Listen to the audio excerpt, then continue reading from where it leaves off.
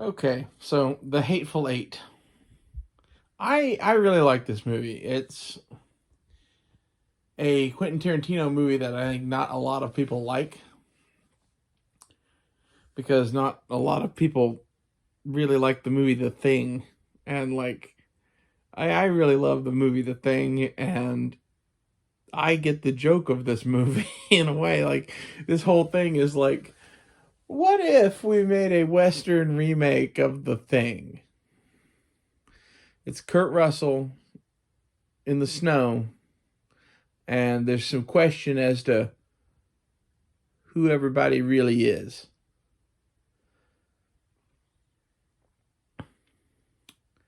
And the one of the twists in the thing to me is that he kills Kurt Russell because in the thing Kurt Russell lives till the end, and he has the same dynamics go down where there's like one white dude and one black dude, and then the only ones left alive at the end, and they're just sitting there waiting to die pretty much.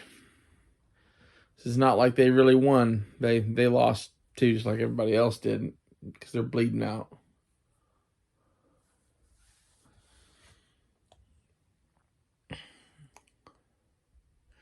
Movie is a slow burn. It is long and very dialogue heavy in the beginning. It's just a stagecoach ride from somewhere to a little cabin in the middle of nowhere. Basically, they call it Minnie's Haberdashery, which I am not even sure what a haberdashery is. I thought it was like a place where you bought a hat or a hat maker. I'm wrong about that, but that's what my brain thinks when I'm like, hey, what is haberdashery? Something to do with hats.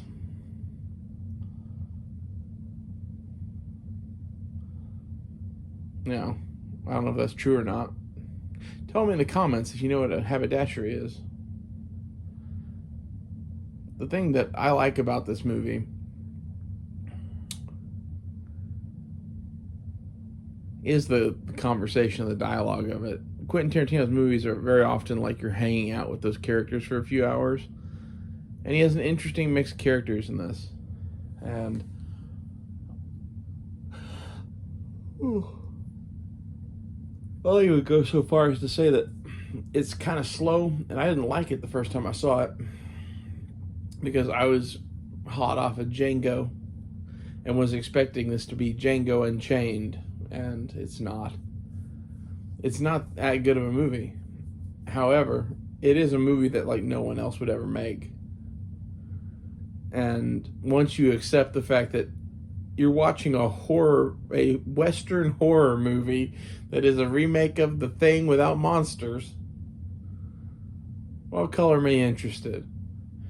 And some of this goes down to the music of this movie was done by Enrico Morricone, who was the guy that did the music for a bunch of spaghetti westerns back in the day, and The Thing. In fact, some of the music used in Hateful Eight is leftover shit from The Thing that they didn't use that this Enrico still had. I think that's pretty dope.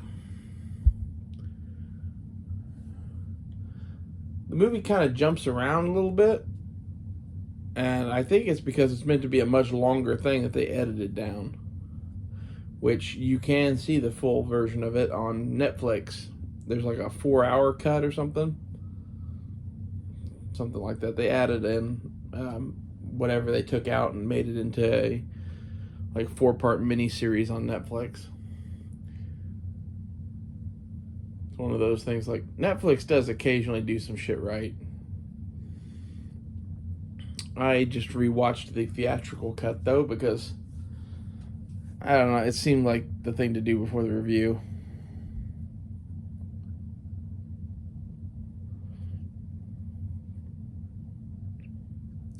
The message of this movie is very much about racism in America and the justice system.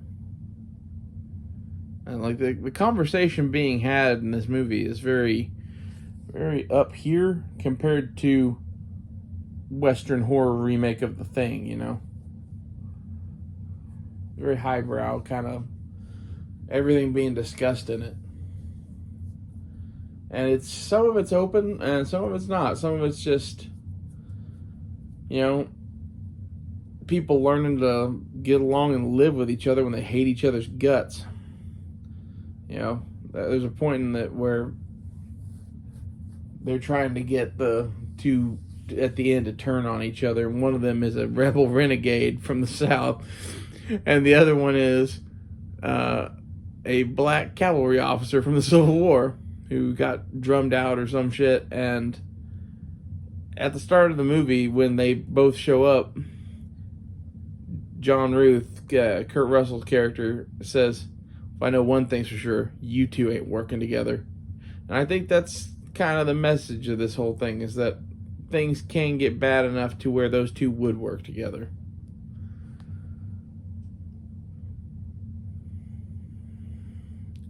Maybe it's the hard times in our country that forge us into a fucking sword. It's the weak times that have us unravel apart and start looking at each other.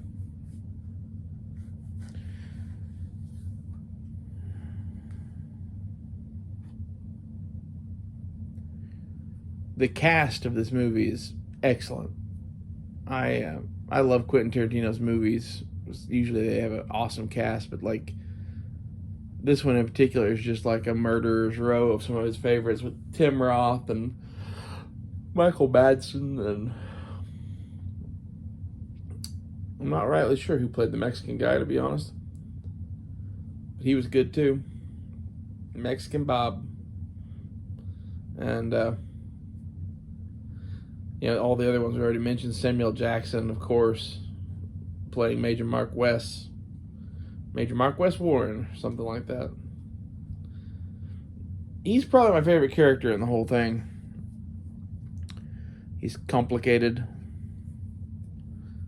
And, I don't know, Chris Mannix, the Rebel Renegade, is also a favorite of mine. Mainly because at the end, when all he had to do is shoot the guy he should hate, he chose to not do that and instead go through all the effort of trying to hang the bitch that was negotiating with him.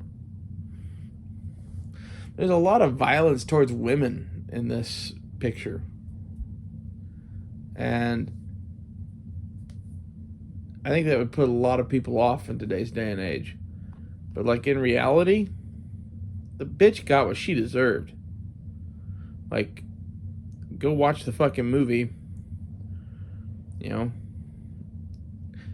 Kurt Russell was right. She's a no-good murdering bitch. That's exactly what she is. The second that you sit there and watch the poison go into the coffee and don't say anything to anyone, yeah, you're fair game. Kind of my opinion. I think that'd be a lot of men's opinions. I think that's kind of the point of this movie, is, at least on the female side of things, all the women in this movie die. And the last one gets strung up and hung like she's some sort of witch. Little witch booties kicking as she's fucking hung there. I think maybe that was meant to evoke that, because I say witch because she's dressed up like she's from the 1800s, and to me, when you're hanging a woman in 1800s clothing, it kind of looks like a witch hanging to me.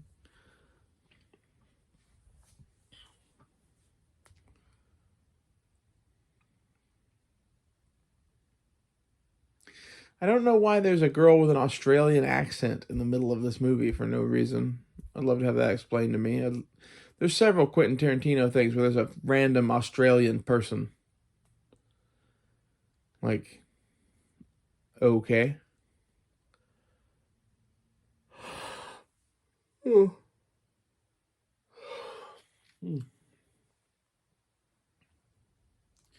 She dies quick too. And like her death, Joe Gage just puts her down. That's Michael Madsen's character.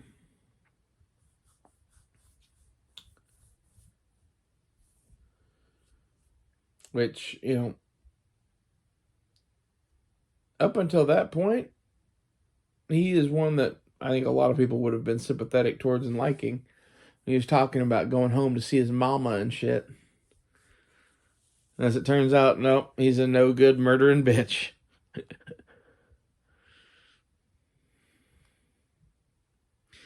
I'd encourage you to go watch The Hateful Eight. I wouldn't pay to see it. I would go watch the extended cut on Netflix. Okay, unless you don't have Netflix, then maybe not. But like I said, I wouldn't pay to go see this movie. Not anymore. It's been out too long. There's too many free ways to see it.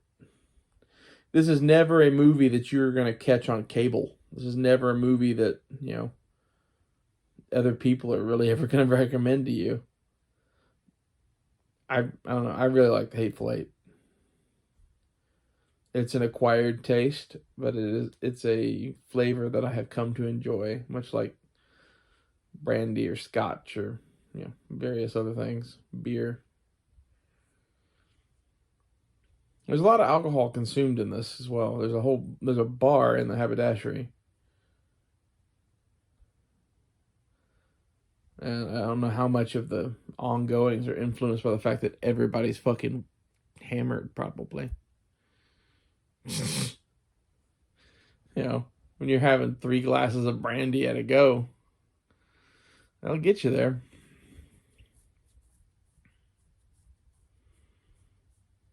Could go for being drunk right now, to be honest.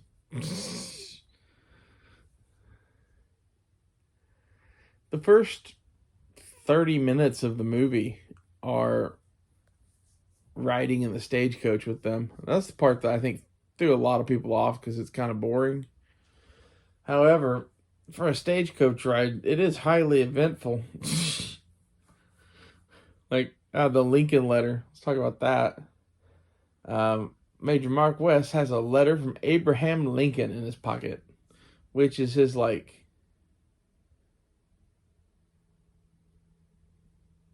don't know how to put it. It's his thing that gets him in the door with white people. See that he's, like them or whatever. Like, look, Abraham Lincoln liked me enough to write me a letter. In reality, all that shit is horse shit. And he punches Daisy Domergue so hard, the chick that they're hanging, so hard that she and Kurt Russell fly out of the fucking stagecoach over that letter, which later we find out to be fake. And when Kurt Russell's character finds out that letter's fake, I can just see it in his eyes and soul that, what he's thinking about is, holy shit, all of that shit in the wagon was an act, and I didn't know it. So how do I trust this person? He's kind of got to trust him because everybody else there is suspect more than him. But yeah, there's a serious look in his eye of, I no longer trust you. You can see it in his face. That's some pretty good acting from Kurt Russell. You can see it in his face like that. At least I thought it was. I think this whole thing is one of the best things Kurt Russell ever did. It's a, complicated role, and he dies getting poisoned. He and another guy both drink some poisoned coffee and die vomiting on blood. Which I think one of the things Quentin wanted to see in this movie was people dying from poison in a realistic way. Because when you die from an oral poison like that, it's not like you just keel over. I think it's more often than not closer to what Quentin shows, which is that you're spewing blood and I'm dying for probably a couple hours. Poison's not a good way to go.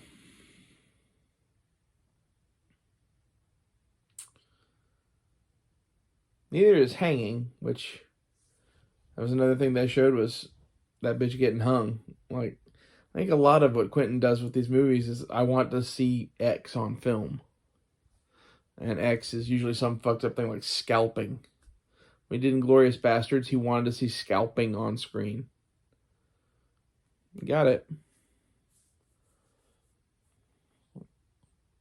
What's funny to me is Django or Inglourious Bastards, you might actually see on like HBO or some shit.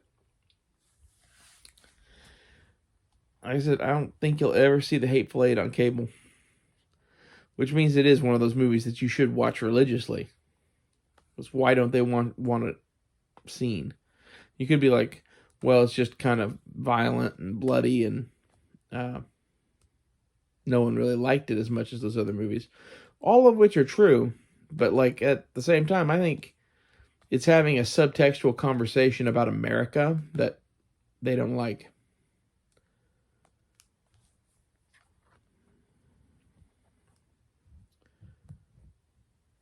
What did you think of The Hateful Eight? Let me know.